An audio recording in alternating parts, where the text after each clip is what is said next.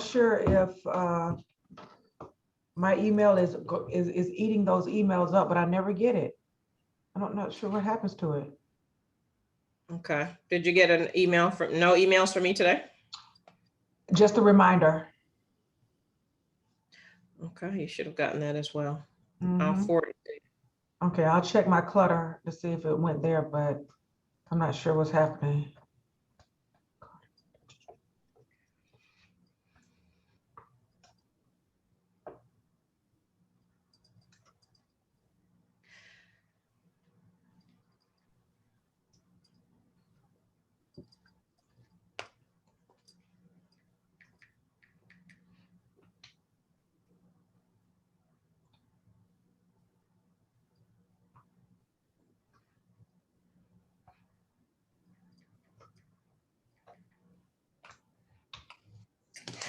Okay, you should have it now. Let me make sure none of our people are over on the other side and we'll be good to go.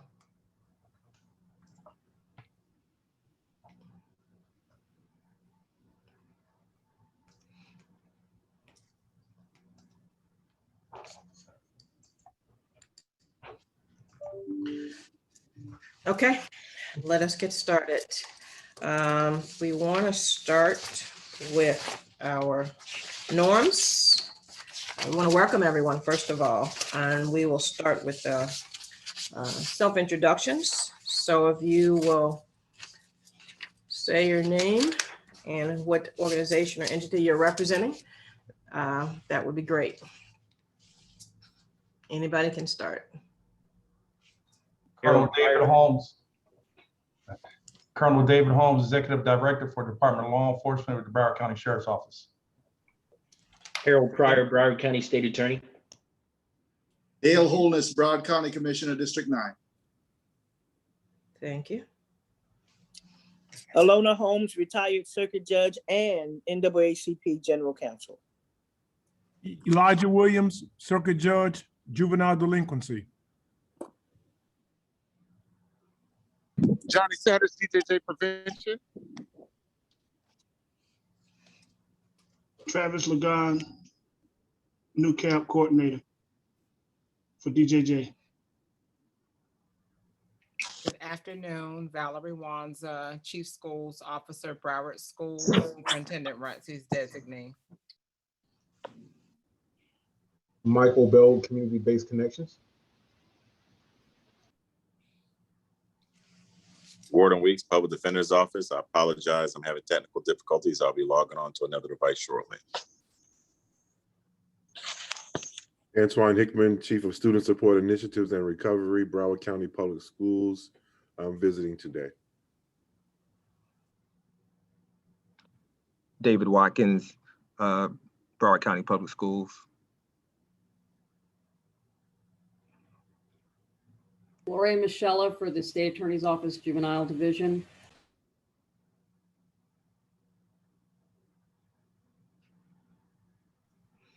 Cassandra Evans, Chief Probation Officer, Circuit 17, Broward County.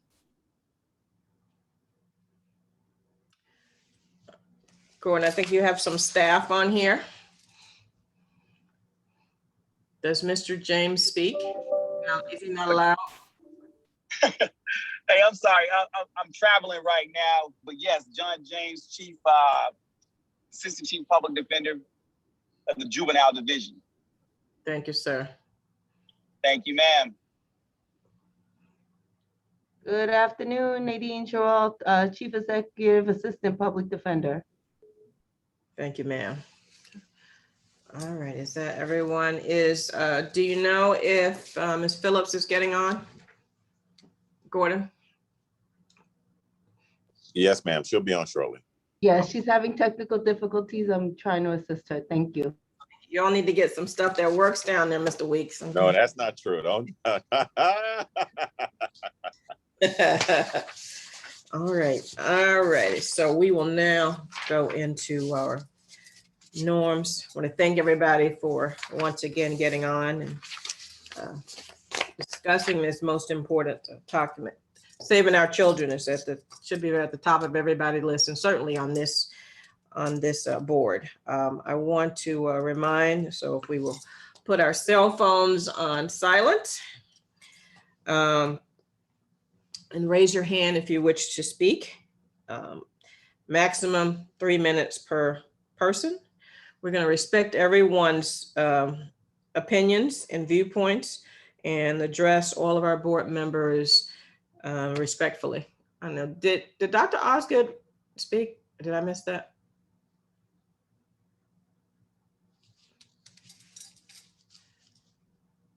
How's everyone today? Good, thank you, Doc. For the people that don't know who you are, we got a couple new people on here. Please introduce yourself. Hi, I'm Dr. Rosalind Osgood. I'm the chair of the Broward County School Board. Thank you, ma'am. All righty. And so we have, DJJ has appointed a new Circuit Advisory Board coordinator. And I had the privilege of meeting him on Monday via Zoom. And I will ask him now to do a self-introduction of him. Travis Lagon, please introduce yourself. Yes, good afternoon, everyone. It's my pleasure to be a part of your meeting. I am highly experienced in working with juveniles. I have over 30-some years of working with youth, 22 years in residential program as a team leader, supervisor, unit manager. You name it, I've done it. I've been with DJJ now going on over 4 years, and I've served as prevention specialist, filled in for that. And I served as a contract manager, assisted with contracts here in prevention also. And now I'm doing the CAP coordinator. I'm very excited. I'm very well involved. I know what goes on in Fort Lauderdale. I used to be in the celebrated Central District at the time when I was living in South Florida. So I'm very well familiar with what goes on down that way. I have many good friends down there that pastor in your area, and I look forward to working with you all and doing great things in your area. Thank you. When you say South Florida, what do you mean?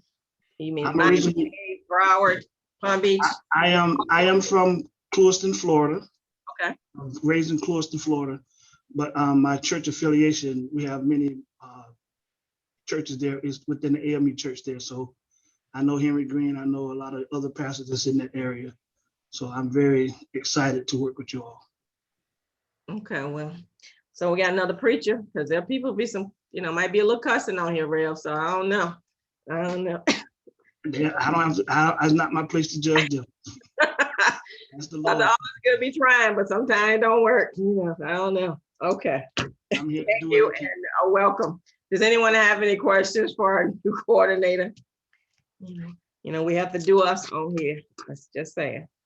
On the call, Mr. Lagon, you mentioned that we have our annual, or not annual, but our comprehensive plans that are going to be due a little later on this year. I'm going to send out our last, I think we did an update more recently, maybe 19, but it's time to do again. So I'll send out a plan, our old plan, the one that we need to replace, for input from members of the board to be submitted. And so what we'll do is send it out. We'll get input from everyone. It certainly needs to be updated with everything that's going on. We probably need to go back to day one. It looks at and addresses the entry points, all entry points of our juveniles entering the juvenile justice system here, and it seeks to address that. And so I will send that out to members of the board, ask for input, and then we will finalize the report and bring that back for approval. Also, your annual report is due before, so that's coming up as quicker than your comprehensive plan will do. So, yes, look forward to seeing that from you. No worries, we got you. Thank you. Earlier, we sent out, I sent out, and you would not have had a chance to read it unless you received it before. It's the sounding the alarm, the criminalization of Black girls in Florida. It's from the Dolores Barr Weaver Policy Center. And it does talk about Broward and what we are allowing to happen to particularly our Black girls in the state of Florida, but there's also Broward data on this. So I'm going to ask each of you to take the report, review it, and let's chat and see what we can learn from it here. It does not paint a very pretty picture of what we are allowing to happen to our children, and particularly our Black girls. So I wanted to pass that along. And I hope the data and the report does cause you to have a reaction to make sure that you want to do something and know that we can't sit by any longer. And certainly we don't want to be a part of that, criminalizing our children in particular, and certainly our Black girls. So we ask you, that is for your review and comment at our next board meeting. I'd like now, if you will, we'll hear from our subcommittee on civil citation. And to the coordinator, Mr. Legrand, we have looked at the numbers for civil citation. We've seen the missed opportunity report. One of the things that we will hope that you will work with us in getting a more updated and more detailed missed opportunity report. I think at one time there were the data was coming more frequently, and that's probably not the case right now. And so we will, at the end of this, you will understand where we're heading with this. But we need better data. We need the data more often. I'm not sure if it's a secret as missed opportunities, but we plan to do better. Being the third worst county in the state of Florida when it comes to missed opportunities is not a good thing. It's embarrassing, and we are destroying children's lives. So we've got to do better. And so collaboratively, we've all decided that from whatever space we are in, we are going to make sure that that is not happening. I don't know how we could be one of the worst, and just South Miami-Dade, they're like one of the best or the best.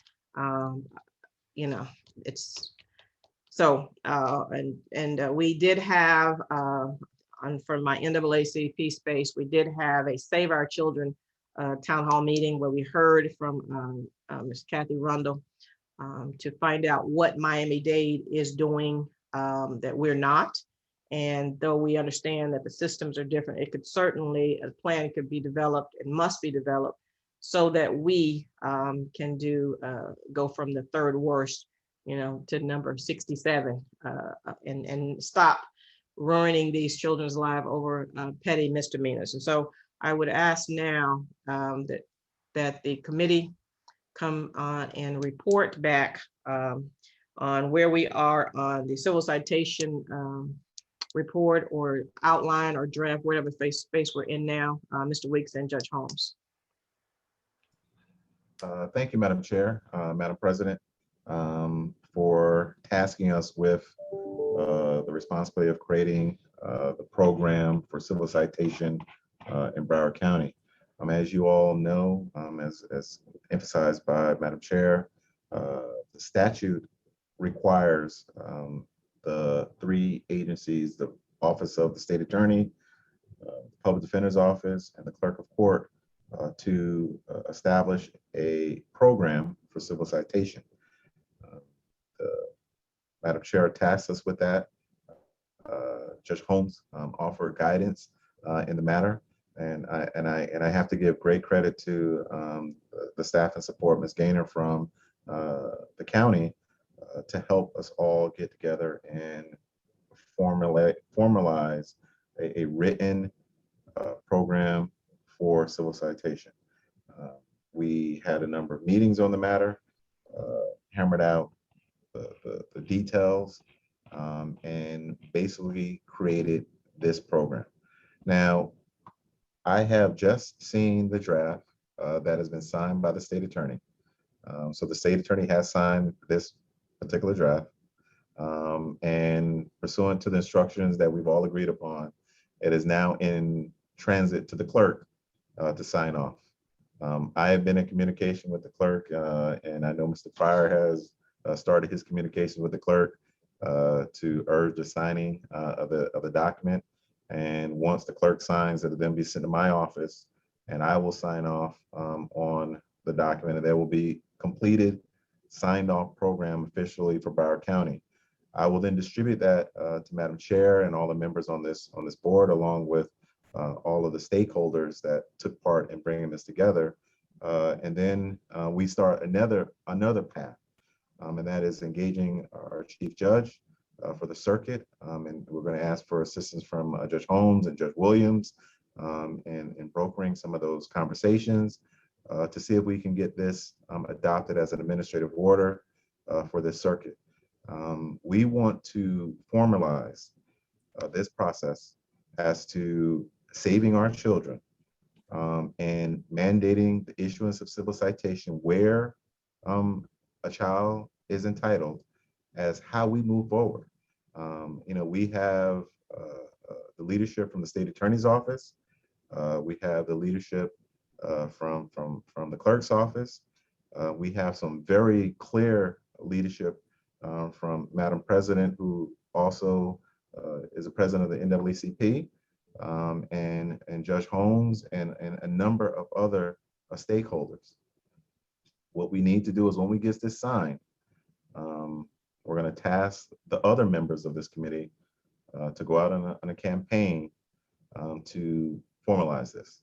There are some additional requirements from this program. One of the requirements is that the state attorney create an agreement with the sheriff's office to capture those individuals at the detention center. This has been an informal thing that we've had for many years. There's been agreement that was off and on again, but now we're going to formalize it and incorporate it in this program. We've started those conversations with the sheriff. Madam President, you are aware it was a community forum, and everybody said they're going to do it. Okay, you got the video. So everybody said they're going to do it. So the sheriff said he's going to sign off on such an agreement. Mr. Pryor is going to be tasked with getting that done, and that portion will be completed. The second portion of the agreement or the program is a capture period. We recognize that we want law enforcement to do this as the first course of action where children are eligible. That has been the mandate that we've heard from this community. We want children to have an opportunity for civil citation and not even come into the system. But we know that there's going to be instances where things don't go right. Even in the best case scenario, there may be one or two that are missed. And State Attorney Pryor has made a pledge and is incorporated in this program that he is going to create a provision to capture those folks that slip through inadvertently. And he is then going to shift them over to get civil citations where they're eligible. I think it requires that level of force from this body, the NAACP, Judge Holmes, Judge Williams, and everyone else to get us to this point where we now have this document that we can all be proud of, and this document that we can grow into this community. This is the jumping off point. And how I see it, and I think a number of the members that were on this community see it, is this is the low hanging fruit. We've been doing civil citations for 10 years here in Broward County, 10 years. And when it started, for many of you that were there, we were very successful at civil citation when we started it. Somehow it got off track and we lost our way. This document is going to help us find our way again, get us back on track, hold us all accountable, and be a place for us to build future programs that are going to benefit our children. So I'm happy to announce that we met our timeline. At the last meeting, we said we'd have this done by April 1st. I think we were maybe a couple days shy of that, but we got it done, and it's in the signing process. And pursuant to this, it will go into effect once signed on May 1st. And then Attorney Pryor will get the agreement with the sheriff and create the capture all period provision with the clerk. So with that being said, if I missed anything, Judge Holmes? The only thing is procedurally, the signed copies have to be sent to the chair and the other members of the CAB before it can be implemented. I think it has to be voted on you know, and discussed. So we wanted to have the plan out by April 1st so that it could come before this board for ratification, but there's not enough time. I don't think anybody has seen the signed copy. I'm waiting to lay my eyes on signed copies to solidify that they are on board. We've got a program as mandated by the statute. So just in terms of procedural, it's got to go before the committee as the chair deems necessary. But I have seen it, and I agree in form and substance of what the subcommittee has finally come up with. It's a start, but you know, we still have some problems with 12-year-olds and younger getting arrested. And just right after the forum, a 12-year-old got arrested the next day. So we've got some work to do to save our children. But Madam Chair, I sort of agree, but I'll yield the rest of my 3 minutes to the state attorney since he's already signed off on it. So if I may do that. Mr. Pryor, we'd love to hear from you, and we want to thank you for following up. So, and tell us what exactly we're talking about, because everything, you know, I've seen it, I thought it is good. Tell us, can somebody give us a little detail since we've not seen the agreement of what we're talking about? Yeah, so first of all, thank you to Judge Holmes and thank you to Mr. Weeks for their leadership in this and the members of the committee that was involved in the document. It's a start. I think it's promising. I signed off on it. It's actually with the clerk's office right now. It was delivered to the clerk's office. So now we're waiting for their signature. I have a follow-up meeting with Ms. Foreman just to memorialize it and just to really explain some of the provisions. So with this program, which Mr. Weeks alluded to, it impresses upon me and my office to work with the Sheriff's Department regarding the capturing of those children that actually are eligible for civil citations, which the sheriff has reiterated his support for that. So we're beginning the discussions and the talks surrounding that. But finally, the major component was something that I'm a major, I think it's big. I think it's going to help us capture a lot of those cases, and we're going to see our numbers jump up as far as issuing civil citations to juveniles, is the screening process. I've had those conversations with the clerk since January. We're in the process of developing a similar system that Miami-Dade has, but we're taking it a step further. Miami-Dade essentially has an agreement with the clerk's office there where they keep the A forms, where they just hold the A forms, and that's it. And then they actually rely on the police agencies to then kick it over to a civil citation program or issue it themselves. My appellate attorneys, they've done research on it. I've researched it. We believe that we have the authority that once those cases are presented and we work out an agreement with the clerk's office to hold those probable cause affidavits involving juveniles that are eligible for civil citation programs, we can then take those cases to our newly created 17th Circuit civil citation program. So I want to thank everybody on the board for the leadership on that.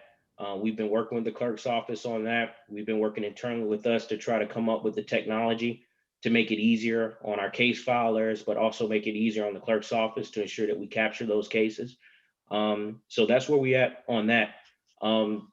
Another issue that arose, and I think, we all know that there was a standing policy that if a child was in danger of being arrested, they had to contact our office, and normally it was just the chief of our unit.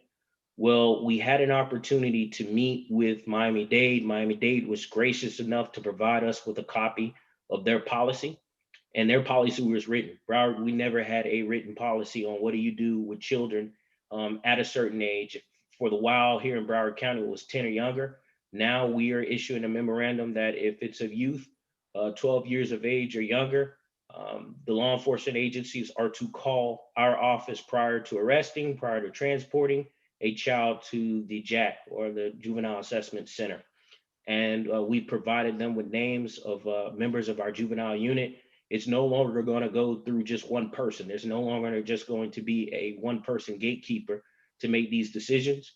We provided the names of trusted individuals in our juvenile unit who will be able to advise law enforcement officers on the scene when in fact they encounter a kid that's 12 years of age or younger. And so this is prior to arrest, this is prior to transporting their child to the jack. And so our goal is to avoid the situation where they put cuffs on children, they take them to the jack, later to find out from our office or someone at the jack that, hey, you can send them home, you can send them with the parent. This is something we're probably not going to keep them on. And so I submit to all of you, I hope, I believe, and I pray, especially after speaking with various law enforcement agencies, that will notice a significant number of children who are being unnecessarily taken to the jack, that will be diminished. And also this will be an opportunity for us to get more kids civil citations, get more civil citations issued to children. And so I think this will be a great buffer. There'll be a great pre-screening process for our office to get involved and advise law enforcement agencies to issue more civil citations when they're appropriate. So that's my update on that. That policy has been submitted to BSO because BSO, Sheriff Tony has said that he wants to be the first agency to sign off on it. And so it's currently with BSO and their general counsel. We should be hearing back from them soon. And then I've been meeting with agencies. I met with Sunrise, I met with Hollandale Beach, I met with Pembroke Pines, and there's a few other agencies that I've met since last week who like the idea, and it looks like they're getting on board. And so I'll keep everyone abreast as we develop on with this. So I'm making the push on my end. I also communicated to them about the 17th Circuit civil citation system that we have, that they have to issue civil citations and that they need to send these civil citations to our program because it's a unified program. And that civil citations it's probably the best thing for all of us. It's the best thing for our agencies to protect our children, but also sometimes with law enforcement agencies, you have to talk about resources and how this can save resources and how you can focus on the more serious nature crimes rather than targeting children. And so it seems like it's working so far, but you know, actions speak louder than words, and I'll keep everyone abreast as to what happens going forward on that. One final thing that I do want to report, with all the meetings that I've had with law enforcement agencies since last week, I have about a few more to go. Almost all of them, with the exception, I believe, one, they have not been receiving the missed opportunities report. I've actually had 2 law enforcement chiefs and agencies tell me that they haven't received the missed opportunity, they haven't received the missed opportunity report in 2 to 3 years. And so I don't know who's in charge of that. We're gonna have to talk about that, see if we have updated emails for these agencies. But on 2 independent instances, I've heard from these law enforcement chiefs that they haven't received their report in 2+ years. I want to, a couple of things. And looking at the SOPs regarding civil citation, all of the SOPs that I saw, and I didn't get a chance to review the one from today, were all out of date. They were not in compliant with the current statute. So when you were chatting, other than the sheriff, because I know that you spoke to him, were they others? Did you all share that with them, that you know the current statute where it is, and that they are currently not in order? Great point, and I did bring that up. And so when I did bring it up to the few, I think the only agency that was probably up to date was Pembroke Pines, and that was one of the discussions I had, or it was nearly close to the statute. All of them, I told them, look, I'm not going to lie to you. I know the statute gives you an opportunity to create your own, but we just created one. So sign on to the one that we created. It's uniform. I'm a part of it. Let's go from there. And all of them seem receptive to it. They're speaking with their general counsels or the police advisors, and they're speaking with the cities. But that's the pitch that I made to them. You're out of date. It's not, you know, rather than draft a new one and create a new one, why not sign on to us? Sign on to ours, excuse me.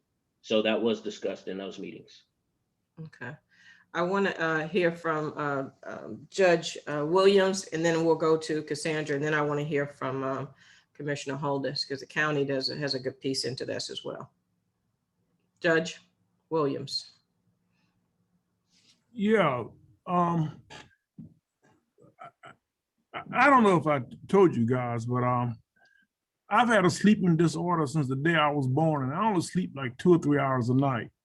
And I done been to 100 sleep clinics, and they can't find out why I can't sleep at night. So all night long, I drive around and I see police officers, and I pull over on the side, start talking to them and chit-chatting with them. So over the last month, I've been talking about civil citations, trying to get a feel for why don't we give out civil citations like we used to. And the cops are interesting. So I think Mr. Harris, Colonel Harris, Holmes, I'm sorry, we're gonna have to get down to the nuts and bolts. I asked one guy, why didn't you give that fellow one? He said, Judge, he said he was doing wheelers in the middle of the intersection, but when I called his house, I couldn't reach his parents, so I had to take him on in because I just can't let him ride around that time of morning on a bicycle. And if he gets hit by a car, I'm gonna be blamed. And another one, I was talking to him, I was on the side of the road, he said, well, I have to get a valid address from them. And if they're giving me a fake address or a fake name, I'm gonna take them in because to give the citation, I need an accurate address or an accurate point of contact. And sometimes someone won't sign it, they'll mouth off and they'll take them on there. So I think what, Colonel Holmes, I'm only speaking to you, but I think at some point when I begin to ask the individual officers on the ground level, why are we not using civil citations? It's because the dynamics of what's going out there in the field seems to be their answer, not that they're rejecting civil citation, but just that the dynamics don't allow it. And a lot of them told me, they said, Judge, I would love to just give them all citations because when I take one into my car, if he has an epileptic attack or something, it's gonna be on me. I would love to just get them all in the citations. So I think, Mr. Pryor, this is gonna be a massive effort, not just at the top level with policy, but at the nuts and bolts level to find out why the individual officers are not issuing these things and are missed opportunities. So that's what I found out just driving around asking cops late at night, in the middle of the night, like, why aren't we giving these things like we used to? They seem to suggest that it's difficult to find parents. They don't answer the telephone, or they're working, okay? And so it's a lot of logistics going on as to why they're not using the program. So it is what it is, but that's my angle, Madam President, is to find out why the man on the streets not partaking of the program. Well, Judge, I concur. I can say that that was just a very minute portion of those that were not giving children that opportunity. Particularly in, say, Coral Springs, they just, that means they couldn't find no Black parent. And then they didn't even say, they just, there are different loopholes that they have been able to, certain departments have been able to utilize to not give a civil citation to Black kids in particular. And it starts from leadership. So, and we started with BSO in Fort Lauderdale before. We started with them again. Well, let me change that. We're starting with BSO. They have the largest territory. And if Tony gets on board and say, you will do this, and he assigns someone to review those missed opportunities, and the colonel drills down and see that it's all some bull, and there is something that happens when they don't comply, then that will be determined whether the agency continues and whether they're successful in this or not. And then the county has they like, and we have different folk now, not Tamika, but we had, when the county initially, the staff didn't want to really upset the law enforcement agencies. So if they sent one, but missed 10, they would just put them on and they would say, okay, see, we're doing it. They're not really utilizing it to their full capacity. So there's a lot that goes into this. We do agree, but I do believe, and you can correct me if I'm wrong, Colonel Holmes, that, for example, BSO has decided that they're going to look to see at the missed opportunities and see what the story is, and address it appropriately. Is that not correct? Yes, Madam Chair. And thanks for the opportunity, Your Honor, to speak about this. It's very, very important, as you stated earlier. It's about leadership and overseeing and monitoring the decisions that some of these officers are making. And yes, some of them do have valid reason, but there are a lot out there too that are making these decisions for various reasons. And one of the things that we are doing, in the sheriff, and speaking on behalf of the sheriff, he has bought into the civil citation program, and we're going to make sure that it trickles down. And we've started that. and looking at each missed opportunity to determine why it was missed. And that leads to, like Your Honor Williams discussed, finding out why did that particular officer or deputy made the decision not to issue the citation, and what can they do to improve the numbers and opportunities to do that. A person, the decision of a deputy of saying that, hey, this kid is just a bad kid and I don't want him to continue doing what he's doing, is not enough. It's not enough. But it's up to us in leadership to make sure that we pound it into the minds of our deputies to make sure that these opportunities are there. We have our protocols and mandate that they follow them. And, I can tell you this, after speaking with the sheriff and we talked about this during the town hall meeting last week, we have to change. And we haven't had the oversight in the past that we may have should have, but we will now. And we've already started that. Chief Evans, missed opportunities report. Mm-hmm. Who's getting them? How often are they getting them? At this point, the more detailed report that we had not received for a while, I've been able to track down where that data source is. And so I sent a report last month, and if that is what we need, then it should come out no less than monthly. And then when I receive a report also about twice a month, I don't want to say every 2 weeks, but about twice a month. And so for those reports, I've begun to send those to, well, they always go to the county Office of Justice Services civil citation, but also to include that of the state attorney's office. Gloria is getting them, as well as John James at the public defender's office. So we expanded that distribution last month. And so I just received the report literally minutes ago. And so that will go out certainly by tomorrow. So the missed opportunity report that we really lost how it came in 2020. I've seemed to have found a source of that data that I'm able to pull. Hopefully I should be able to send a report that catches us up from where we last had the report, and then be able to send it out continuously, at least on a monthly basis. So that data portion should be, should resolve itself certainly within the next 30 days. And if I may, Madam Chair, I want to go back to the point made by State Attorney Pryor. As far as not receiving the missed opportunity report, I will work with the Office of Justice Services to see who is on that list, because they have begun to email me about updated contact information. And I think the lines of communication have been broken just by virtue of staff changes. And so again, with the concept of almost out of sight, out of mind, people change, no one thinks to keep this going. And so I will work with Tamika and her team there for that portion of it.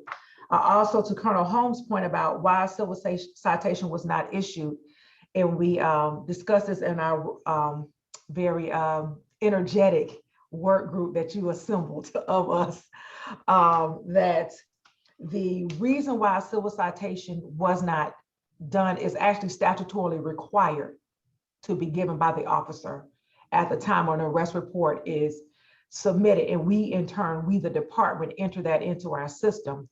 We're seeing oftentimes there's no reason given. So we will also work on sealing that gap up in the process. And so those are two action items I'll work on with Office of Justice Services. And the last thing I do want to just add to this process, as we were all renewing our commitment to the civil citation program in Broward County in its written form and formality, that the department did conduct a refresher training with all of our juvenile justice screeners at the Juvenile Assessment Center to make sure they were using the correct parameters and understood the current statute and the requirements thereof, and how to make sure they're reading the system accurately. So Tamika and her team facilitated a training for us in the month of March as well. So we are together, we have tried to work from the current process, what we need to get to, and all the steps in between. Commissioner Holmes.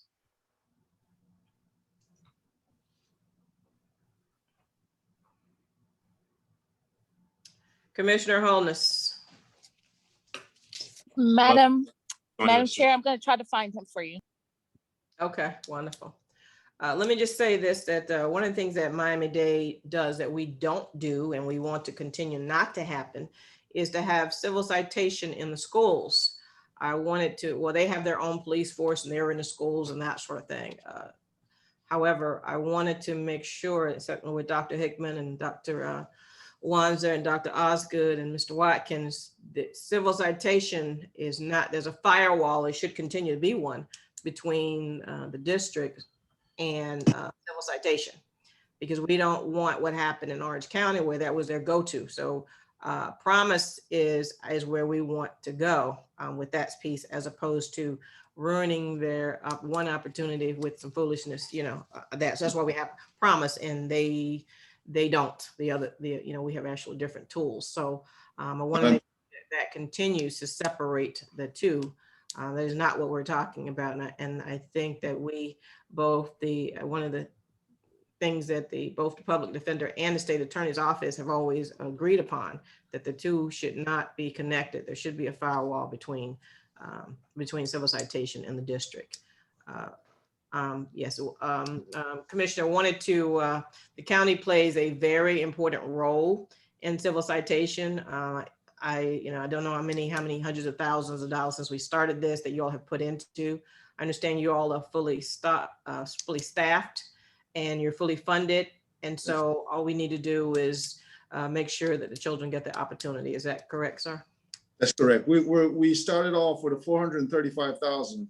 We're well over $500,000 per year now. We've got everything in place in order to ensure that we take care of our children and we keep them out of jail. And it's robbing our country, robbing our community of economic growth and prosperity. Because if we allow for this to continue, we're going to have a lot of people who are unproductive. It's not a good thing. But let me give you the other side of it.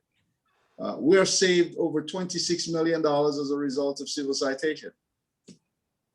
That's a lot of money. That's a lot of taxpayers' money that's more wisely invested in ensuring that we have drug addiction centers, that we have mental health treatment for people, that we have the ability to provide shelter for those who are homeless. I hear the discussion and Judge Williams, I hear your point, but I'd say this to everyone on this call. When we started off, we were at the top of the list in terms of putting this program in place. There's no reason why we can't get back to the top of the list again. Yes, there are going to be some, as Judge Williams has pointed out, where you're going to have issues with the man on the street, the police officer on the street, not being able to do what he thinks he ought to do. But that should be only a small amount, as you said, President Ellison. We must find a way to make this happen. And I tell you, State Attorney and everyone else, that when you get ready to go to the city commission and get on the road, when these chiefs of police won't fulfill their obligation to serve and protect, because giving civil citation is protecting our children and protecting us. I'll be there with you. I'll attend the commission meetings and we'll drill down from the top. This must be done. It's important for our community. Okay.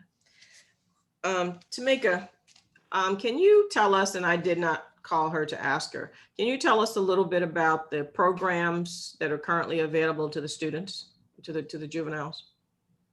Absolutely. Are you referring to the diversion programs? The civil citation. The civil citation programs that are funded by Civil Yes. Services Council. Mm-hmm. Okay, there are about 7 providers. There's BSO's program, which is Community Justice. They provide kind of general civil citation supervision and services. There are also providers like Henderson for the youth who are have been identified as having a behavioral health issue, as well as Memorial when it comes to substance abuse. We have the Urban League and a number of other providers. So there's general services, civil Children's Services Council have multiple tiers. Tier 1 and 2 kind of are for those youth who are have low needs to moderate needs. And then you have tier 2 where you have providers like Henderson and Memorial providing services to those who need more intensive services. Okay, and tell me how this process works. So the deputy or officer writes the civil citation. He or she fills out the form, and then what happens?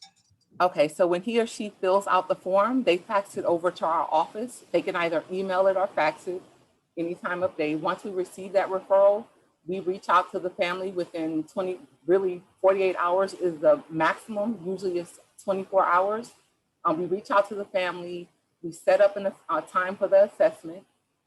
When we meet with that family, before COVID, it was face-to-face. Right now, we're doing it face-to-face, but it's more so via Zoom.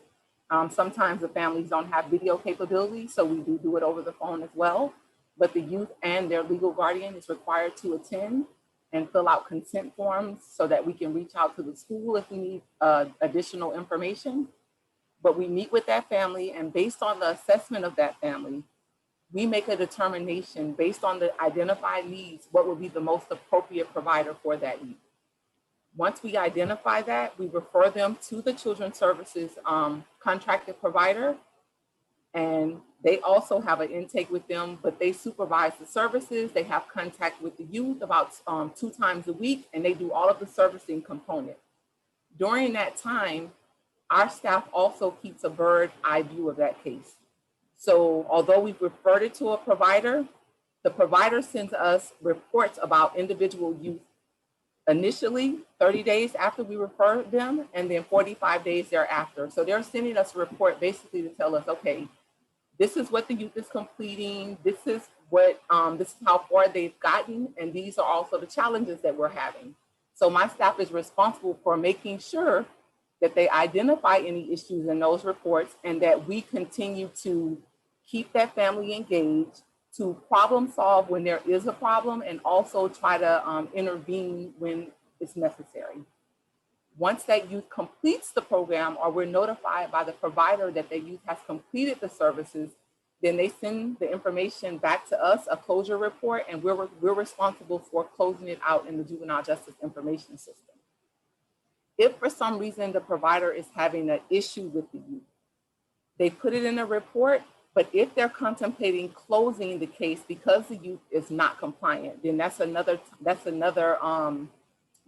time where we will jump in and try to work with the provider and the family to try to resolve that issue so that the youth can continue in the program and complete the sanction so that they have the ability to complete successfully.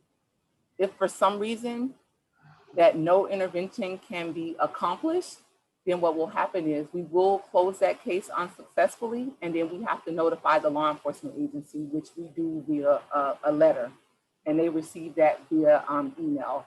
Each law enforcement agency has a designated contact person that we're responsible for communicating to, and we also do that throughout the case. Also, in that new statute, there's some verbiage in there for if a youth is currently participating in the program and they commit a new offense, we're required to reach back out to the law enforcement agency to basically give them an update and tell them what's going on with the youth and ask them whether or not they would like the youth to continue in the program. So even if they pick up a new misdemeanor offense that's civil citation eligible and the law enforcement issues it, then we notify the original agency and let them know, and then they'll let us know whether or not the youth can continue in the program or whether they want us to send it back. What we're noticing is that most of the agencies, in the rare occurrences that this happens, they're saying allow the youth to continue in the program, because in many cases they've only been in the program for a short amount of time, so they haven't been able to fully engage in the services that would help them prevent doing further delinquent behaviors. And so, Ms. Gaynor, you're getting the missed opportunities report from DJJ? We are receiving those missed opportunity reports. Okay, and I'll ask, I guess, who sends the missed opportunities report to law enforcement? Who does that? So I have a supervisor who sends those reports, but she absolutely copies me. So I did hear what State Attorney Pryor had mentioned earlier. What we will do is what we've always done is we maintain a contact list for each law enforcement agency because each chief has a designated contact person. But as I was listening to the meeting, one of the things that I'm considering to restart doing is including the chiefs on those emails, because for some of the law enforcement agencies, their change in responsibility is a lot more frequent than ours would be. So I can see if it's being missed just because of lack of communication, but it's certainly not because Ms. they're not Gaynor, receiving the report. if I can, and I apologize if I may, Ms. Gaynor, how about this? Mr. Pryor, Mr. Pryor, please let her finish. Okay, go ahead, Ms. Gaynor. Oh, no, so that's what I was saying. That's certainly something that we can restart, including the chiefs. But one of the things that they had previously asked is that those reports go to the designated contact, and those reports are certainly being sent out to them. Okay, all right, Mr. Pryor, go ahead. I'm sorry for interrupting. I apologize. I have the contact informations or direct contacts for those chiefs. What I can do, I can share that information with you, Ms. Gaynor, and that could be a start there. Absolutely, and from this point moving forward, they will be included on the reports. Okay, and go ahead, Mr. Pryor. Was there something else? Okay, go ahead. One more thing to consider as well is that the missed opportunity reports, at least for the majority of 2020, if they did not have a missed opportunity identified by the Department of Juvenile Justice, they would not have received the report. And so the email is the only contact. For example, if you send it to someone other than Colonel Holmes, then how will, we're relying on that deputy or whomever it is that you're sending over for him, how will he know that his agency is non-compliant and that something needs to happen? I mean, how does this work? Does somebody say something other than the emails? Does somebody say, hey, BSO, you've got, because if I recall, BSO was up there on the list of missed opportunities. So how do we bring to someone's attention other than officer friendly that they probably gave you that there is a problem? Okay, so we have communication and usually it's someone with some level of rank, but again, we have phone communication with them as well as email. But once we send it over to the contact that was designated by the chief of that department, we don't send it outside of that, but we could begin to include the chiefs. Okay. Because at one point we were doing that.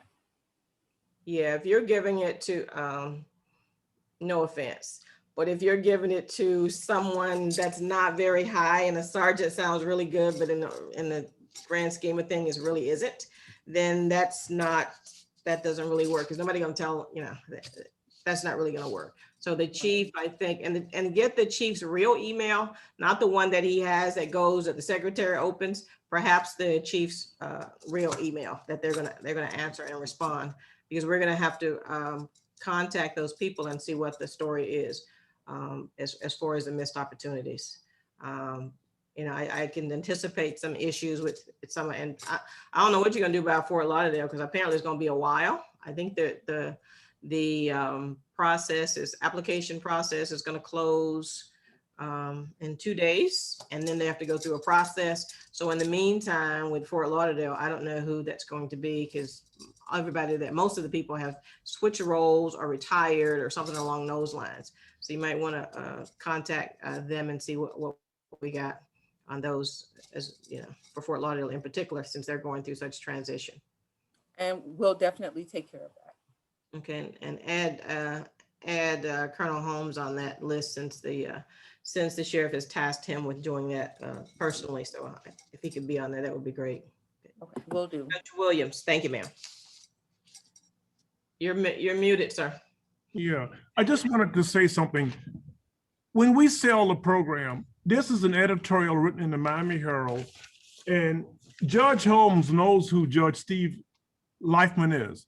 He's the #1 expert on mental health issues in the state of Florida regarding defendants. This is what he said last week in an editorial. 75% of the kids that we arrest in the state of Florida have at least one mental health condition. 75% of the kids that we arrest in the state of Florida have at least one mental health condition. Why is that important? When you sell civil citations, it says it right in the statute. The #1 reason is for public safety. It doesn't really talk about saving money and stuff. It's about public safety. When I speak with the officer on the street, what I tell him is this: you give him that civil citation, You smell that reefer on him, guess what? He's gonna be drug tested, okay? You know what? 75% chance he's got a mental health problem.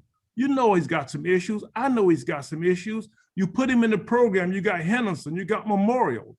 We need to start selling the program for one of public safety with the officers. All the officer cares about, in my opinion, is public safety and getting his pension. I don't disrespect them. It's public safety and getting their pension. So you have to sell the thing in terms of how does it make the public safer? Thank you. That's one way, but the money also is an involvement. When they talk about money, Judge, they also talk about how long does it take to process a kid, and the colonel can share with us how many hours you would take wasting to go process the kid, drive him out to the JAG, do all this kind of stuff when they can just make a phone call, see if the kid qualifies, and and write the civil citation and be done with it. So I think it's really going to be the buy-in from each one of the departments, and somehow they find a way with children who don't look like me to make this thing happen. Our children just very rarely get the benefit of the doubt. So I'm just going by what, if you follow the stats and you see how many children and what children that we never get the benefit of the doubt, on, then that's, it's, to me, it's just plain as a nose on your face. We've got to figure out a way to make sure that our children are addressed properly when it comes here. And I look forward to hearing back from the other agencies, but I do know that, Coconut Creek is always the worst. They're school-based arrests, and they're not really interested in promise. And so I guess we will have to, and I'm sick of seeing them on the report every year. And I think Chief Evans you probably sick of seeing them as well. And they, even DOJ has asked, what is Coconut Creek's problem? Is there nothing that we can do? Why are they on the list of the worst every year? I remember when Rydell was running for state attorney, he was, bragging that he was in charge of the police department. So I said, well, if you're in charge of the police department, why y'all don't have any, why you all lead the state every year in school-based arrests? So I guess the question will be to Dr. Wanza and to Dr. Osgood, is there anything we could do, or what can we do, what should we do to deal with Creek with the school-based arrest? And I didn't say civil citation, I said school-based arrest annually being on the worst as far as them. We know that those kids, many of them should be getting promise, but they're not. So what can we do, or what can you all do from your spaces there? So I don't want to speak for Dr. Osgood because I don't know if she was going to speak first. I can say from an administrative position. So Cassandra also provides me with other information, and I thank her for that all the time. So we will. He has a new supervisor this year, well, last year, but certainly we can sit down with the principal, the school-based administration, look at a training issue around school discipline altogether, right? We have a new director of school climate and discipline who we will call to the table and kind of see if it's a training issue, is it a school culture issue? As it relates to the school resource officer, we can certainly have that conversation with our safety and security division that has the interface with the school resource officers. And like I said, I want to speak for Dr. Osgood, but our board is very intentional about training for school resource officers in a number of areas. So I'll let her speak to that, but we can certainly from the administrative side, look at the school leadership, see if it's a training issue. It may be not just from a school leadership, but a full wide school culture issue that we have to be more aggressive about, for lack of a better term. Thank you, Doc. So I think what we can do is get help from this board. And I think we need to start exposing them.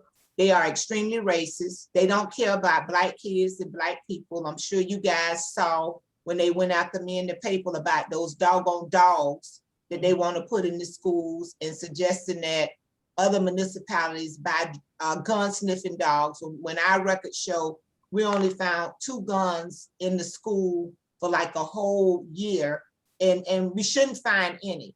But they're on this move now where they've gotten this dog that their police department bought, came to the school board, their board member pushed it through an emergency policy. We actually dealt with the policy yesterday because we have one school down there in that area that's opting out. They don't want the dog. So it's only for the city of Fort Lauderdale. And this is a serious thing, and they don't care. You know, when I tell them that people look like me don't want dogs in schools, we don't want dogs sniffing at others. Even when they showed the training, anytime the dogs went near the kids of color, it was a negative reaction. So yesterday they was talking and stuff about the kids petting the dog and all that. If we want therapy dogs, that's a different dog. We can get that.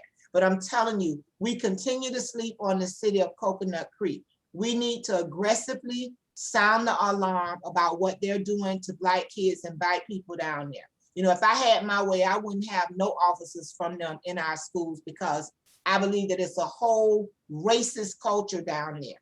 And they brought back some data of the dog. And, you know, it was one incident with a teacher where the dog smelled something and they went to the teacher's car and the teacher admitted that they did, you know, transport a gun at some point in the back of their car. They didn't have it on campus, but it's just a door opener for all this racially motivated, punitive stuff to continue to try to seep its way into schools. I don't send kids to school for them to get sniffed by dogs. You know, it just makes absolutely no sense. If there was a problem where you were finding guns in schools regularly at a massive level, then I could see going for that. But this is all, again, a backlash from what happened in Parkland. And we continue to get all these crazy policies from the state forced upon us. And then these little individual groups use their little areas to try to continue to do stuff to be harmful to our kids. So I think that we need to start printing the data and the statistics about what's going on in Coconut Creek. And we need to sign the alarm. And then we need to aggressively begin to deal with them. I'm glad we have a person in place that's dealing with school climate. Many of you know I'm back in school at Harvard Kennedy School, and I've been working for the last year and a half. All of my projects have been around changing school climate because I don't think that districts are doing enough when they're talking about equity. Equity may get you equal opportunities, but until you deal with racism and your goal is to be anti-racist, it's the only way you will get equal outcomes. Opportunities are good, but what are the results of those outcomes? So dealing with equity, it'll give you equal, you know, it'll give you opportunities. But until we start getting serious in dealing with racism and becoming anti-racist institutions, that's the only way we're going to get different outcomes. Opportunities and outcomes, as we all know, are two different things. And in school systems, you continue to have this racism embedded. Even when you have a Black superintendent and people of color in leadership positions, if you don't deal with the culture, then nothing changed. And in dealing with the culture, you really can't have a person that look like you doing it because they ain't gonna listen at them. It needs to be somebody that looks like them for them to get it. But Coconut Creek is a problem. And I think we need to just stop concluding that it's a problem and start doing something about it. Who knows, maybe that's the next place for us to protest, you know, while DeSantis is trying to pass this bill to silence us and not have us protest. Yeah. Chief Evans, is there an issue with sharing the missed opportunities report with the board?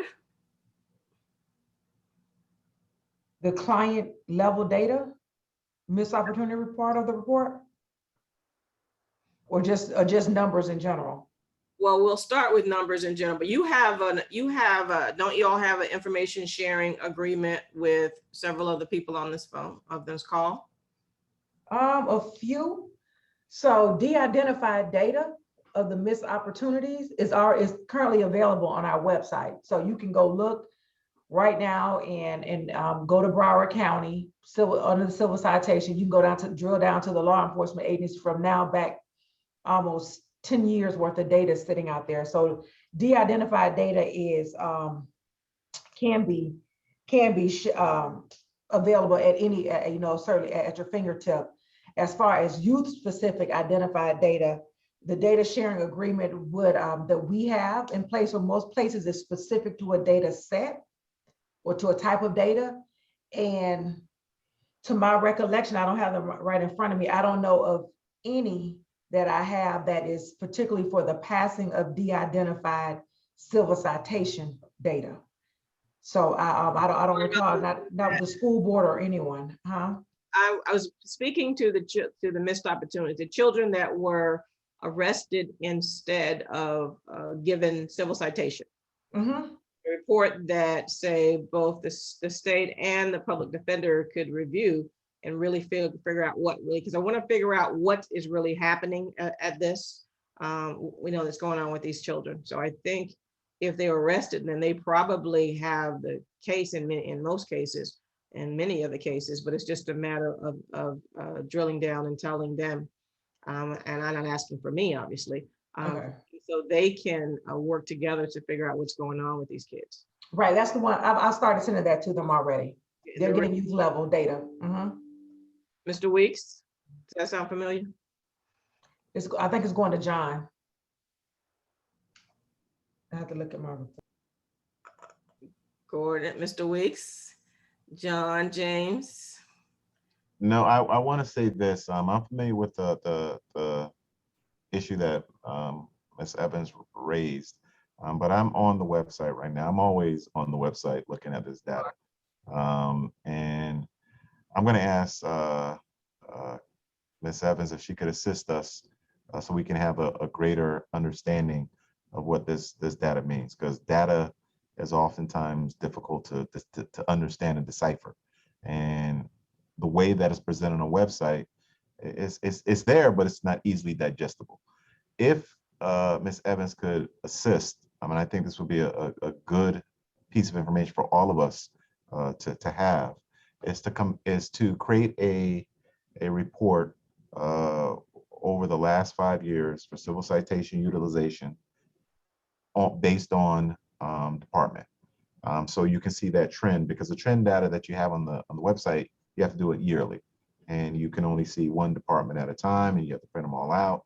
But for us as a body, for us to be able to identify those agencies that are needing additional attention, it would be helpful if we had that as a group, and then we can just decide or formulate some strategies moving forward to bring those folks into the fold, either through a carrot or through a stick, but to bring them into the fold.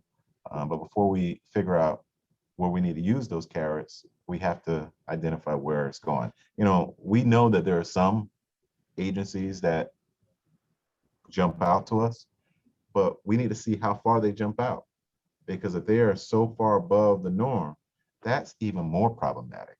And that will help all of us fashion our arguments on a public standpoint to get them into the fold, either through carrots or whatever other means of bringing them along. But we need to have the picture. So that's my suggestion, Madam President. Ms. Cassandra, if you could assist, if not the body, me with that, and I will do what I need to do on my end to address it.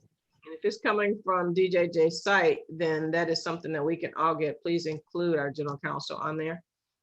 So we need to really get to the bottom of this.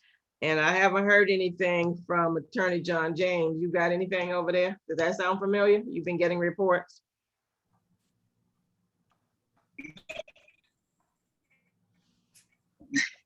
I just, and I know because the last one a couple minutes ago, excuse me. So I just need the information from March, but we're reviewing them. You can see the trends within just the monthly reports that we've received thus far. So yes. Okay, so I'm sorry, Madam Chair. I think too, if I want to piggyback on Gordon's point, I think perhaps that we did discuss data and reports within our subcommittee.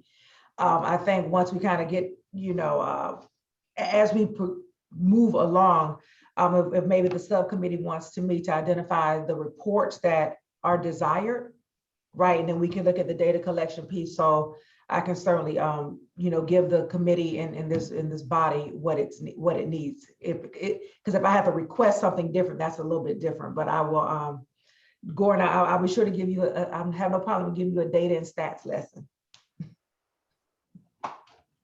And Gloria too.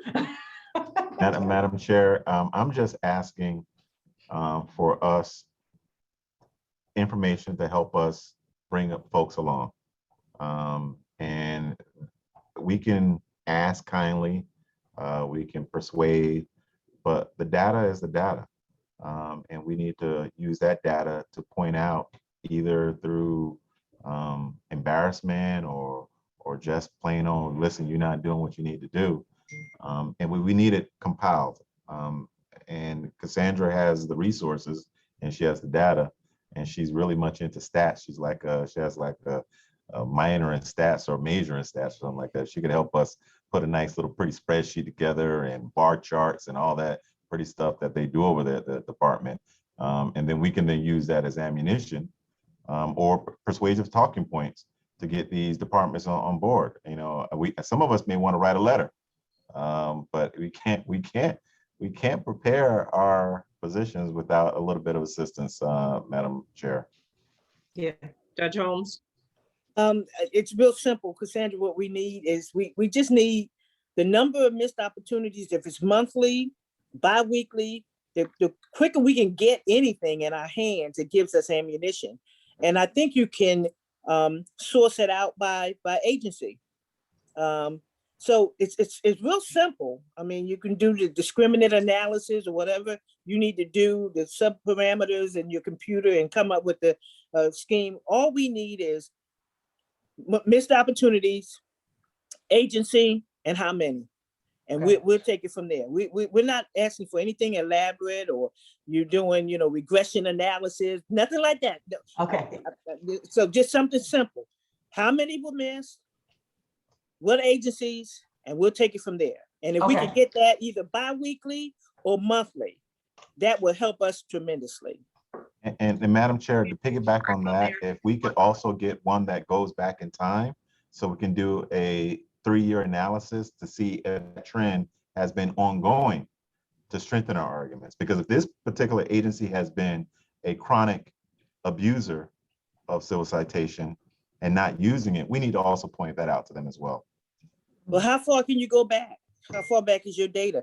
If the program's been in existence for 10 years, give us everything. Give us that. I appreciate that, Madam Chair, and Judge Holmes. Give us as much data as far back, because they are a chronic abuser from giddy up, and they're still a chronic abuser. Strengthens our position. Thank you, Judge Holmes. That's a good position. We can add race and a charge in there as well, because we've had that problem before of what they were charging. If you think about school-based arrest, which is next, we would, who's getting the school-based arrest data? Are they sending that to, are you sending that to the district?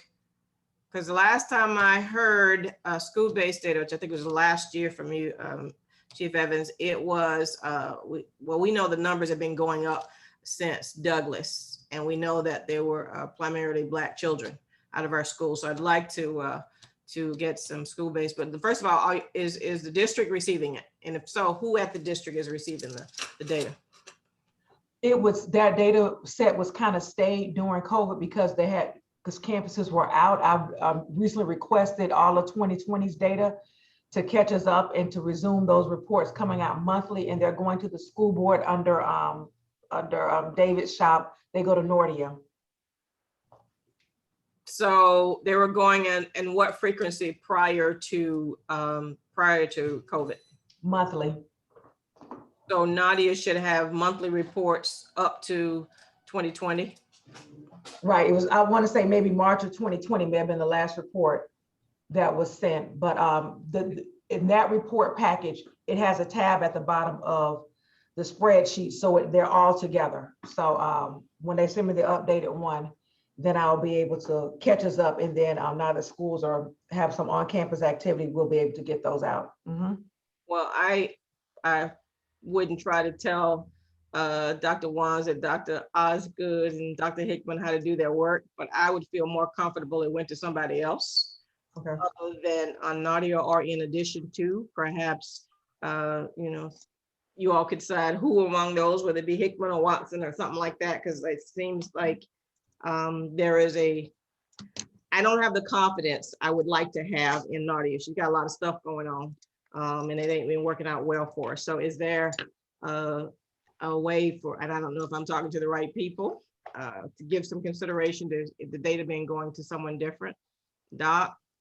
Yeah, I'll speak to it. I wish that you would just share that with me rather than put the young lady's name out for everyone to hear. We However, don't know her. I know. Well, I'm sorry, but I just would prefer that. It is what it is. I get you. And so they didn't have a director. So Mr. Watkins was carrying the water for quite some time. We do have a director in school climate and discipline. And so if the report does go to Nordia, we'll make sure that it goes to the director as well.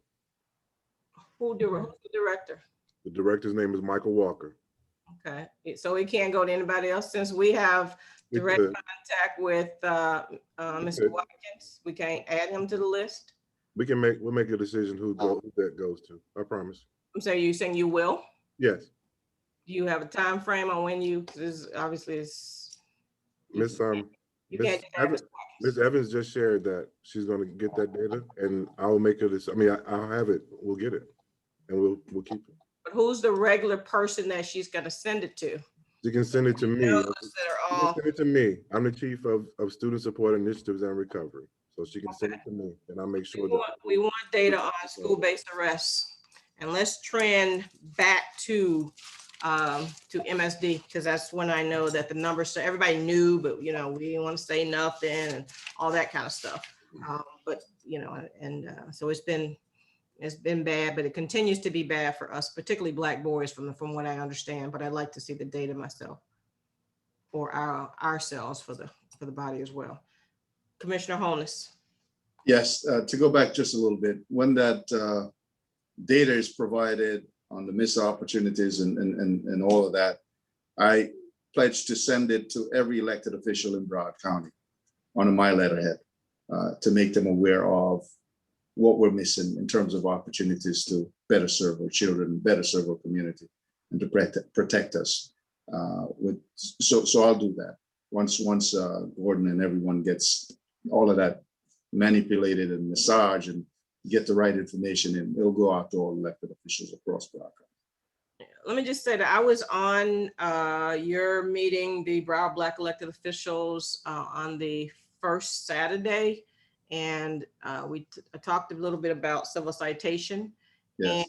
And I believe it was Commissioner Gellin who said he had asked questions had some concerns about children being arrested in his city.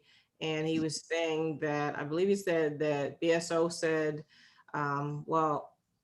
they said that our numbers on the children re-entering the system, this recidivism rate, that we were lying about that, he indicated, and that our children were these minor things, incidences, were going to other communities and committing major crimes.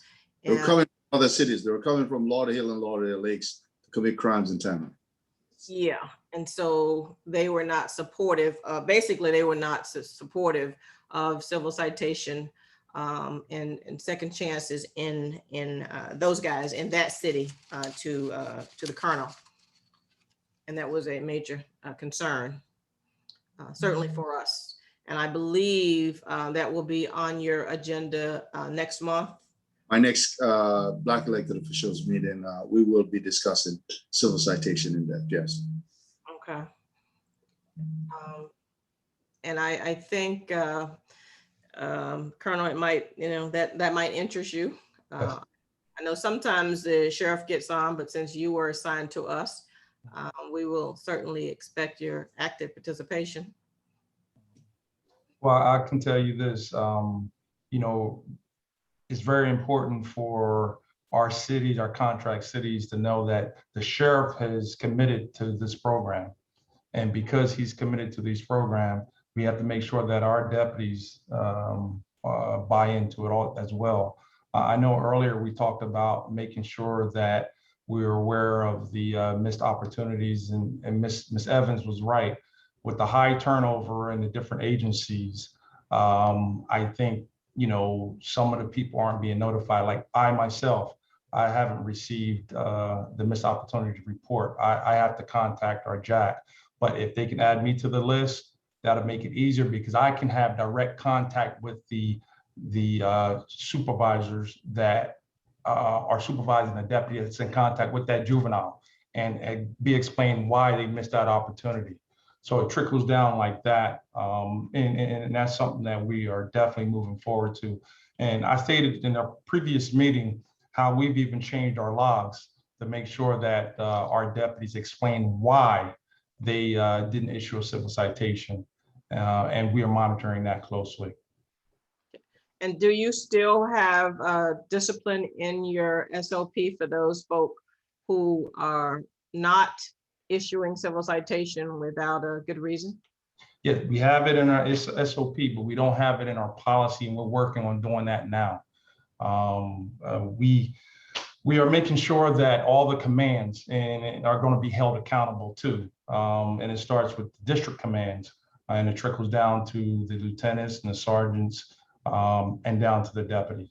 So it's up to them to make sure that they're monitoring it as well, because I'm going to monitor it myself. Once I start getting the list directly from DJJ, and my lieutenant colonel is going to be monitoring as well.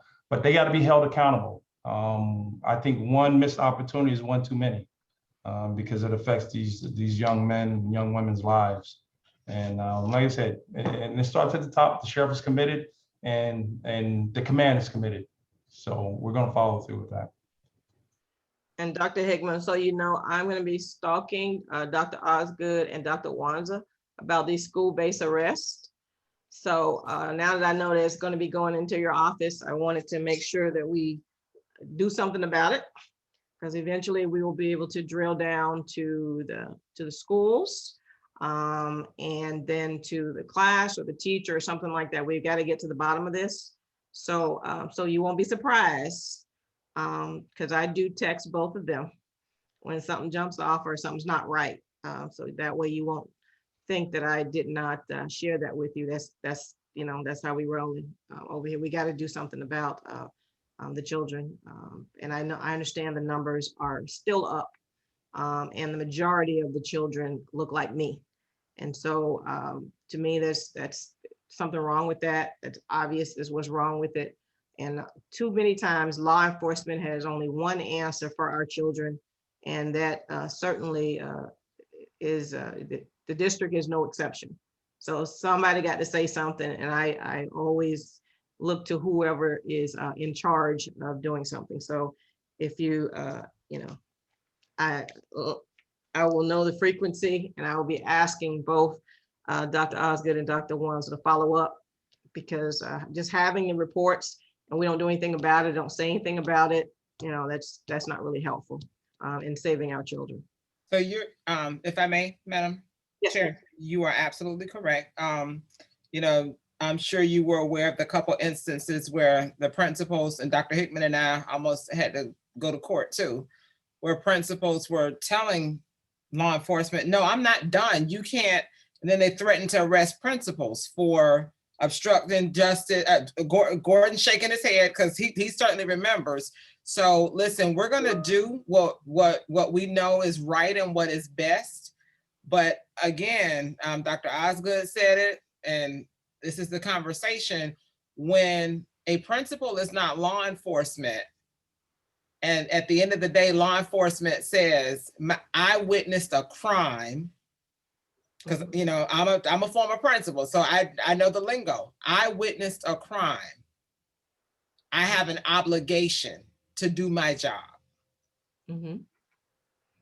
Madam Chair, if you could give me an opportunity to just speak on that. Uh-huh.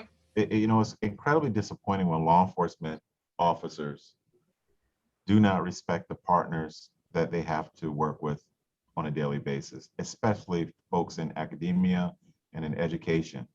You know, principals have the responsibility of the school, and they have the responsibility of protecting the children that are there and protecting that child that's being looked at. And if they can't just give some little bit of deference to the principal to finish up their part of the responsibility and try to usurp that and say, well, I'm the law enforcement officer and I have to take this over, that's incredibly offensive to the principal, to education, and to all the process that we're trying to put in place to ensure that children are given an opportunity to be properly served. But that is a prime example of what we're dealing with here in Broward County. The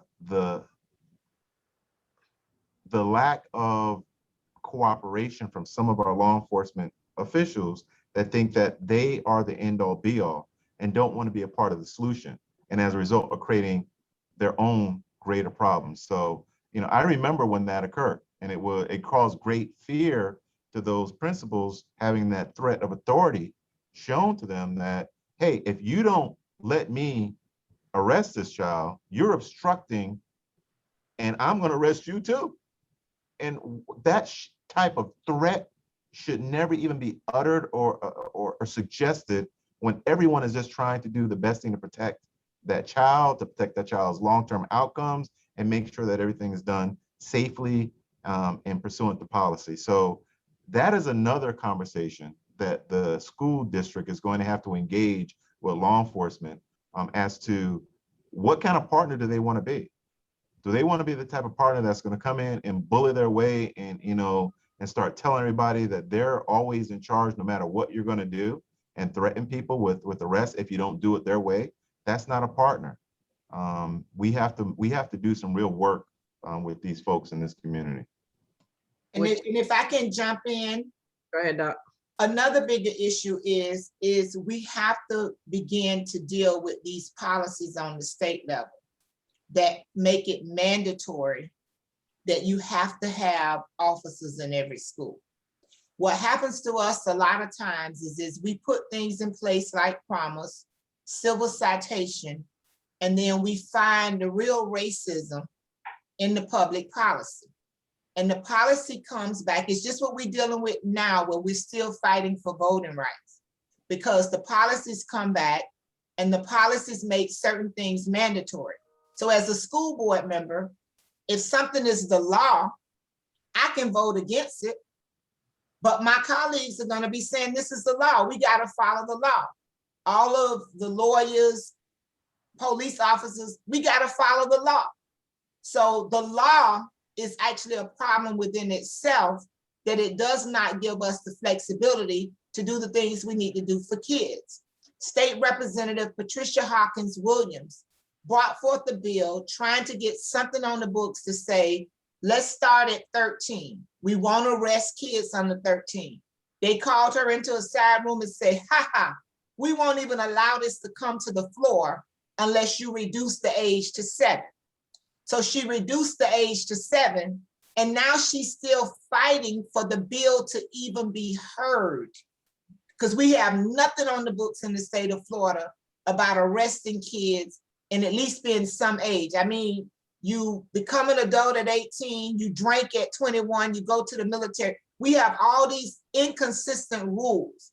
And then we try kids as adults based on what crime we determine they commit when they still a kid. If I'm 7 or 8, I'm 7 or 8 cognitively, no matter what I do. So a larger issue that a lot of times we're not addressing is the issue of public policy itself. And it is horrific and punitive when it comes to school districts, because a lot of the things that you want to do in your partnerships, you have other bodies that use the law to get around the culture or the spirit that you're trying to work in.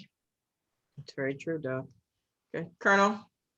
Yes, I know earlier we talked about, in previous meetings, we talked about buy-in from all the law enforcement agencies here in Broward, and adding to what Mr. Weeks stated, I mean, we have to make sure that these individual agencies and the leaderships in these agencies make sure that these officers / deputies are held accountable for not following the policies that need to be in place in these agencies.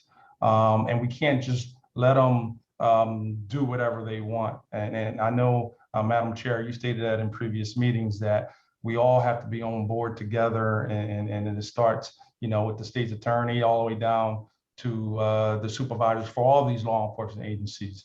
And that's one of the reasons why I stated that, here at the Sheriff's Office, I need to make sure that I have a list of those missed opportunities so I can drill down to those individuals. Because yes, there are individuals here that want to go and do their own things in this profession.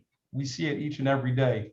And we need to weed those individuals out, because we have a program in place to make society better for all of us. And we know we're going to have those people that are defiant, and it's our responsibility to do something about it in the law enforcement arena. Yeah, they really get with that, they have the final say and their discretion. So everybody's even talking about that. We're just saying that let the district take care of their children. We're not trying to prevent them from doing what they need to do, but we also know that there's isn't always the best, for our children. If you could arrest your way out of it, then we'd be in good shape. Obviously, that's not what's happening.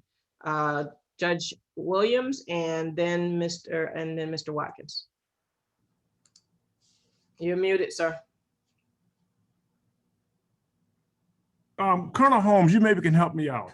Okay, if a cop gives a ticket, his chief can't call him in and say, that guy's a friend of mine, and rip it up or whatever. Cops convince me that their authority comes not from the sheriff or from their chief, but comes from them having what's called a badge and what's having state authority. And so ultimately they say their discretion to make an arrest or not comes from the possession of the badge, not from what the old man says. Is that true? Yes or no? I'm just curious.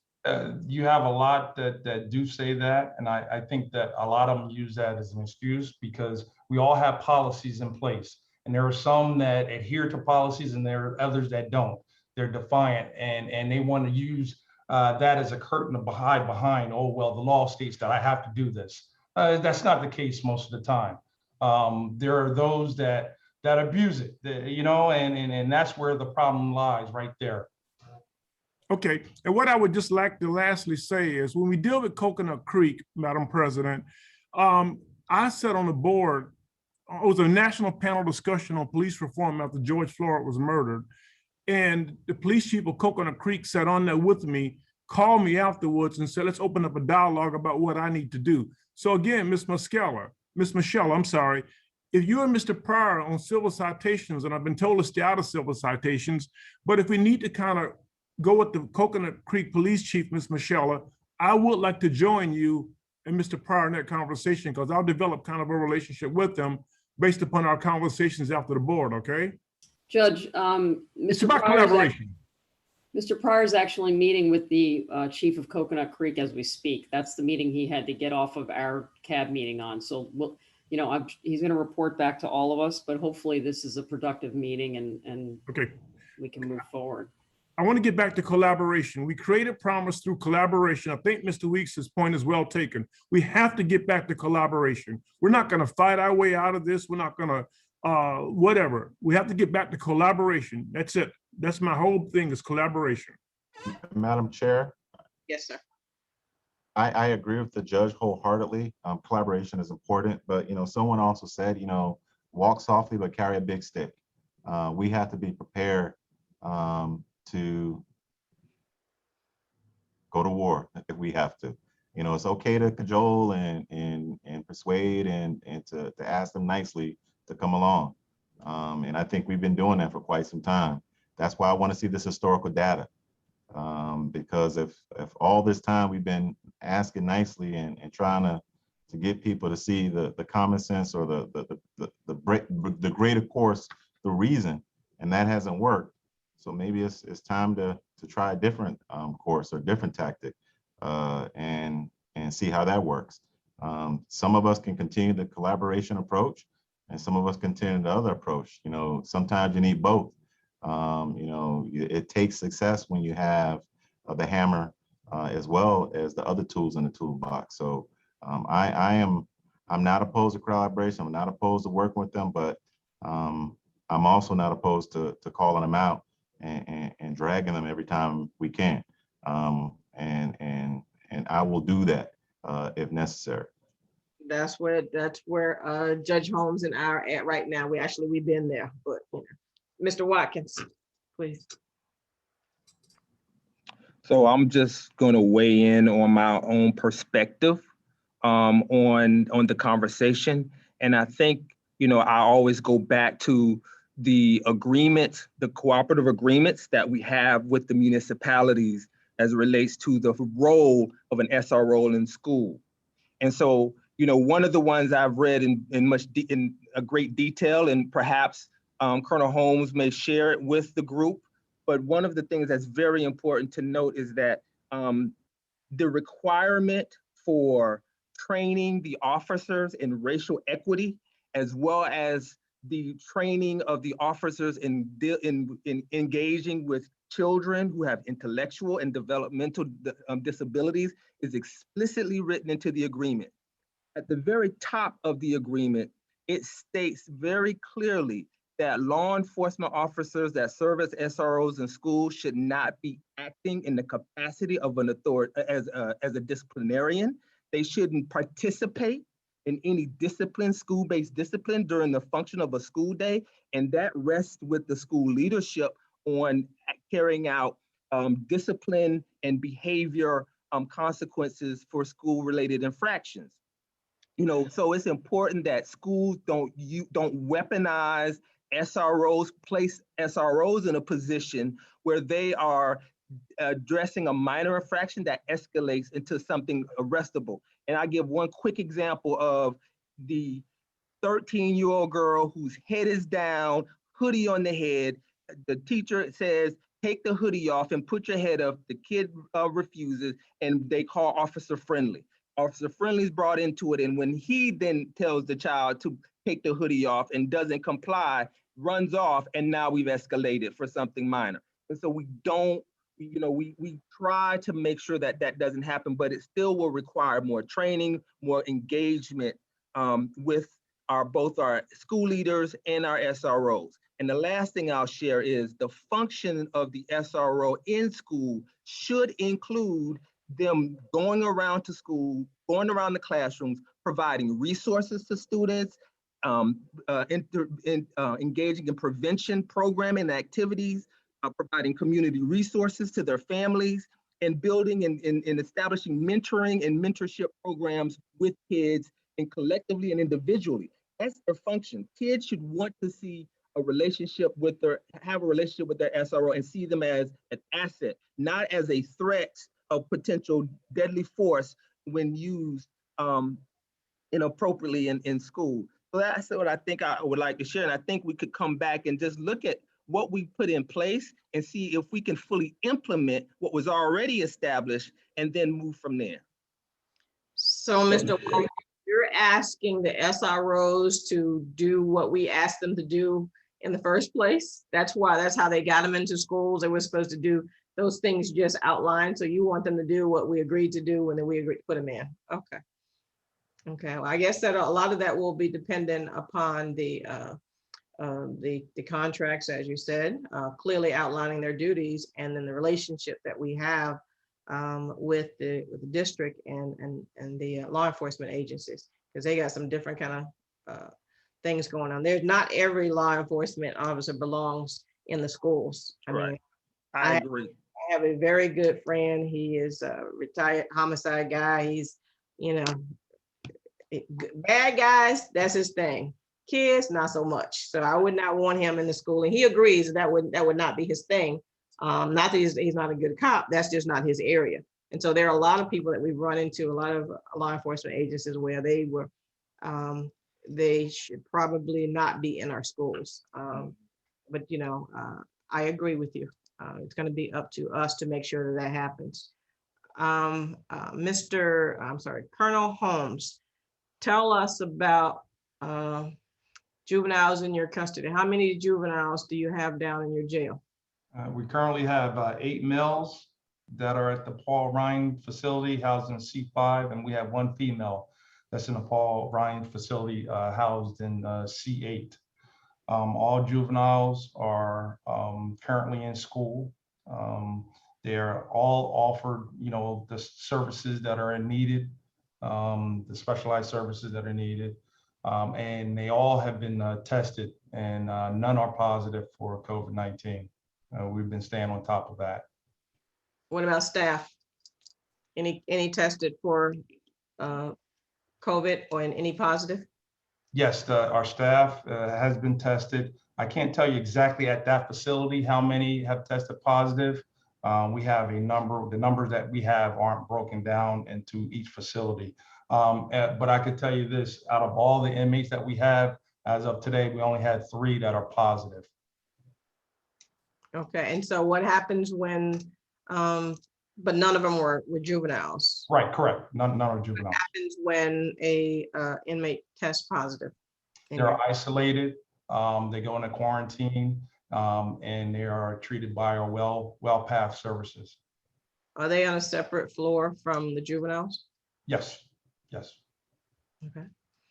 Chief Evans, tell us about the juveniles and the COVID down at the detention center.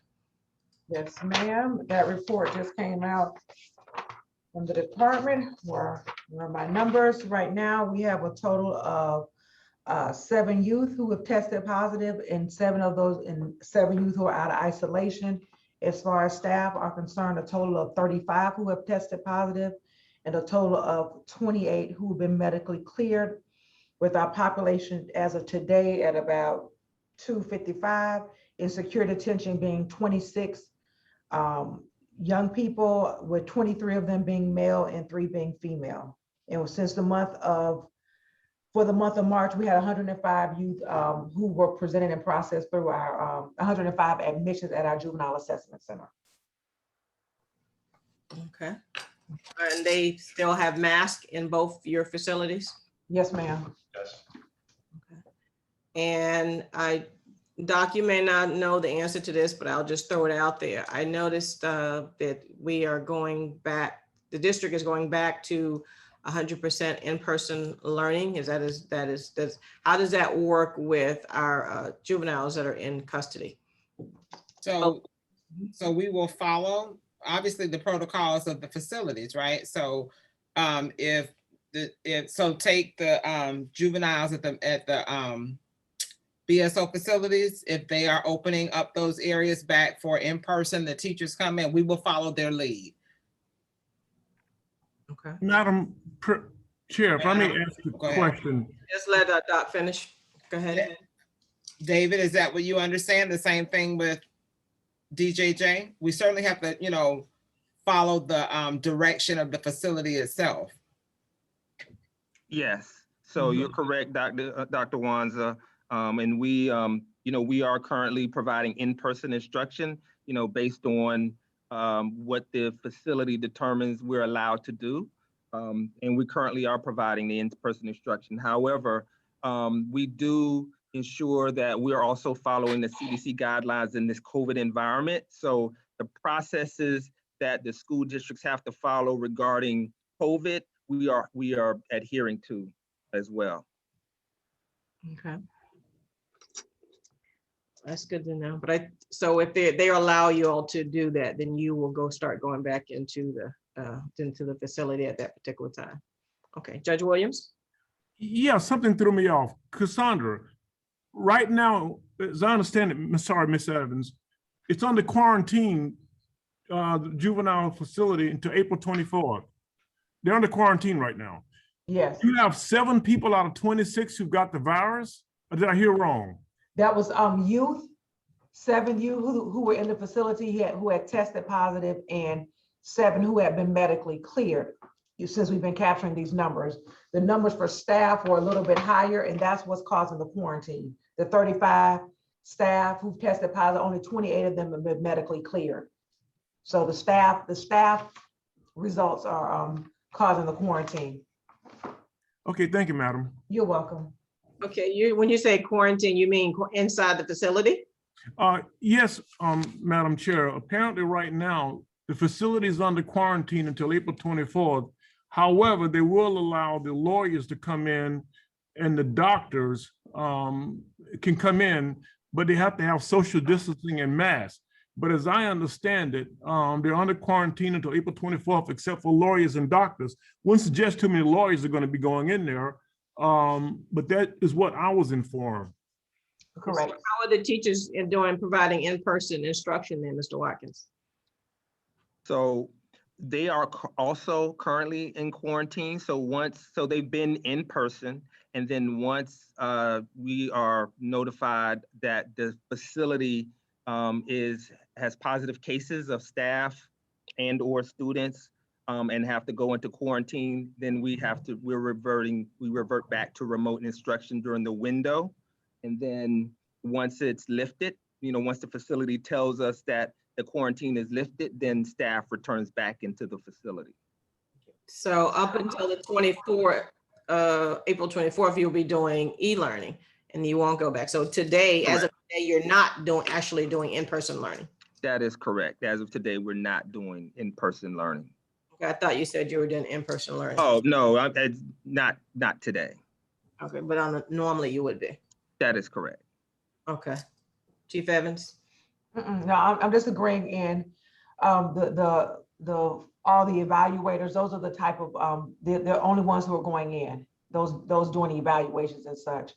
But that's very limited, but the detention center has been doing its best to avail as many virtual opportunities to prevent any further contamination leaving out or within the facility. And so what's happening with the lawyers, Mr. Weeks and Ms. Marcello? My lawyers are still not going to be entering the detention center until we are in a better position to ensure that all the children are going to be safe. The courthouse is not fully open. There have been some soft openings. Courthouse where county court has started to try some cases. I believe they've had their first trial today that is in process. The felony courtrooms are in operation in a very limited scale with only hearings that require a limited number of people in court. We have not yet moved on to juvenile because we want to make sure that the children are protected. So for this point in time, the juvenile courts have remained in a remote posture, doing hearings and trials and motions to suppress remotely. And until the courthouse is reopened fully, I think that is how it's going to remain for the large portion of it. We want to be very cautious and very slow. This, I think, is my memory serves me, the second week we've been open with these hearings in county court and in circuit court, and we are monitoring to make sure we have no, exposure situations, and then we'll adjust. But the children are going to be probably the last group of folks that are moving back into an in-person process. So because of that, we're probably going to be very cautious getting back into the detention center. I know that Mr. James has reached out to the chief administrative judge in juvenile and probably Judge Williams to start having some conversations on how it's going to look going back into an in-person environment. But we have to start those conversations now so we be prepared moving forward. And the state attorney's office? We're opening Monday, August 19th, full force. So all of our employees are expected back in person. And obviously, as Gordon just said, that's despite the fact that the courthouse is not fully open and completely operational. Frankly, in my opinion, I think juvenile should open up sooner than later. I know Mr. Weeks would probably disagree with that, but I think we're the one unit where we don't require a lot of personnel and we don't require a jury. So I would like to see us get back to in-person sometime in May. But I learned today, and Judge Williams could probably speak further to this, I don't think those courtrooms, as Gordon said, are ready yet. And so we're probably not looking until maybe June or July if we're lucky to have those courtrooms outfitted with partitions and all of that to have in person. But I think the judges are fairly eager to get back into the courtrooms. Correct me if I'm wrong, Judge Williams, but I think you'd prefer to be back in court than be on Zoom with the children. You know, and I agree with you. Zoom takes a lot of time. I was 3.5 hours this morning. It's a very laborious process. But I can just tell you, speaking for myself, with these kids, the later the better. The positivity rate is going up in Broward County. And I mean, every day I pick up the paper, it goes from 5 to 6. Now it's 8% this morning. So I don't know what's going on, but I think my problem is not the court, it's the staff. I have to make sure my staff's all vaccinated. And so forth. I'm not so sure, Miss Michelle, that we're going to get those plexiglass. They're going to be using my courtroom for the Cruz trial. So I'm thinking, because it's the largest courtroom in the courthouse, so I'm thinking they're going to be doing plexiglass. I've heard rumors that it's too expensive to try and outfit every juvenile courtroom with plexiglass. So it's a lot up in the air right now, but I have to tell you, a June or July starting date in juvenile would not shock me, would not surprise me. And quite frankly, I think it's the best. It's a lot of work on that Zoom. My judicial assistant feels differently. But to me, the longer Zoom, the better. Madam Chair, if I can, you know, our office opened, today is our official opening. We did a stage opening this week. So we're fully, all the attorneys are back in the office, absent some of our staff. But as the judge pointed out, just for everyone to understand how the courthouse operates, each courtroom needs to be retrofitted with some plexiglass. And at this point, there are 4 courtrooms on the circuit side and juveniles on the circuit side.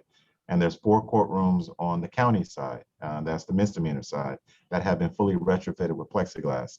Those courtrooms are being rotated through judges. All the judges are using those 4 courtrooms on each side.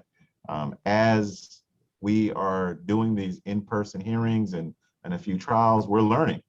We learned that some of the ways they retrofitted those courtrooms are problematic, and we're asking for refits. So once it's all working to the best of the safety protocols, I think the county and the chief judge and the other judges are going to start budgeting or figuring out what it's going to cost or look like to do the whole entire courthouse. Because I have taken a very strong position, and I don't think it's fair for some courtrooms to be plexiglass and other courtrooms to be not.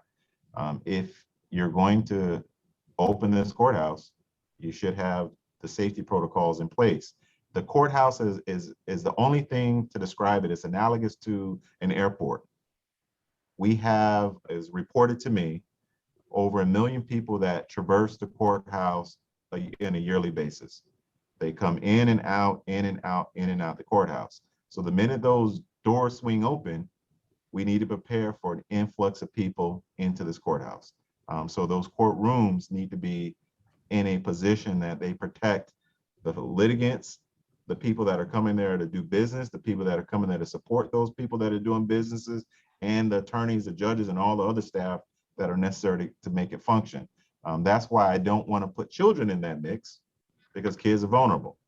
And if we're going to do it, we're doing it elsewhere. And then once we figure out where the problems are, and let me tell you, we have encountered problems. In 2 weeks, we've encountered problems.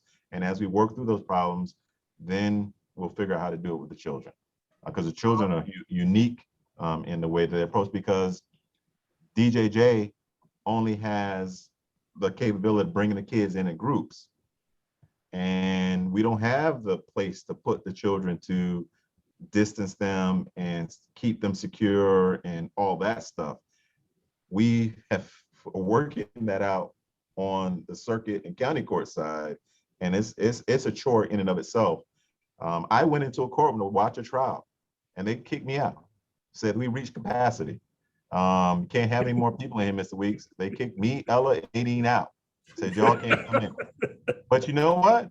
I thanked them for doing that, because I said, if you are serious, you're taking this serious, you're kicking us out, then I know you're going to take it serious for everybody else. So I appreciated the fact that they were trying to maintain the proper number of people in that courtroom to ensure that people are going to be safe. So we left and watched it on Zoom.